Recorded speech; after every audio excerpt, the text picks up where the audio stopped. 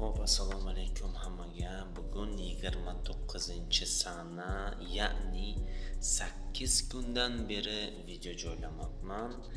Bugun 8 kunda nima bo'lganini qisqacha aytib o'tsam, sportdan ko'ra o'qishni afzal ko'rib, ko'proq o'qishga e'tibor qaratganim uchun marafonga tayyorgarlik ham ko'ra olmadim. Bugun 18 daqiqagina yugurib keldim. Yaxshi, hali nima desam, forma buzilmagan bo'ladi, chidasa va asta sekin shu ritmni ushlashga, shu disiplina bilan borishga harakat qilaman. Shunaqa gaplar. Marafongacha ko'p vaqt bor, lekin tayyorgarlik o'z yo'lida ketishi kerak. Shunaqa gaplar.